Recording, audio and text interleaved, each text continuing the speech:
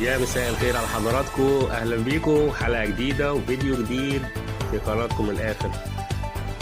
بدايه قويه، يلا نبتدي ونقول ايه اللي عندنا النهارده. عندنا النهارده كتير من كل العشاق الكره المصريه وكل الانديه المصريه ما بتتكلمش غير عن الصفقات هنا وهناك.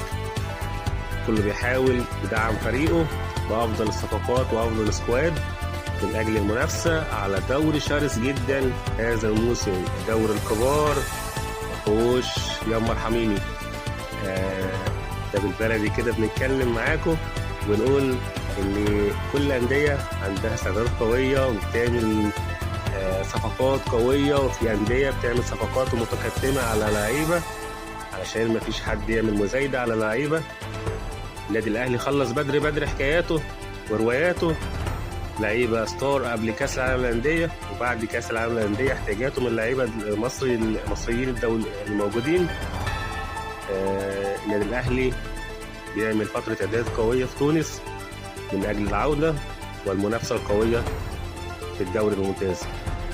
نادي بيراميدز هو الاخر من الانديه الكبار، بيحاول يتكتم على لعيبه كتيره وبيعمل صفقاته في السر من أجل العودة مرة أخرى والمنافسة قوية مع الأهلي والزمالك والمصري والإسماعيلي والاتحاد.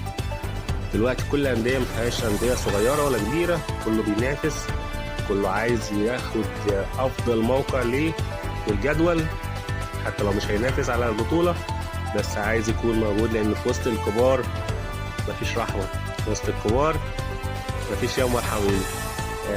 نادي الزمالك اليومين دولت بيعمل مفاجآت كتيرة لجمهوره مع جون ادوار والتجربة الجديدة. الناس كلها متعشمة في جون ادوار ان هو يقدم حاجة جديدة للنادي من اجل العودة الى مكانه الطبيعي ومقدمة الدوري والمنافسة على الدوري، يعني كحال جمهوره وامل جمهوره اللي بيتمناه من جون ادوار ان هو يعمل تجربة ناجحة جديدة في نادي الزمالك، ويفتح صفحة في قلوب الزملكاوية ويقول لهم أنا موجود إن شاء الله هقدم لكم أفضل ما عندي. وبيقول للإدارة أنا عند حسن ظنكم.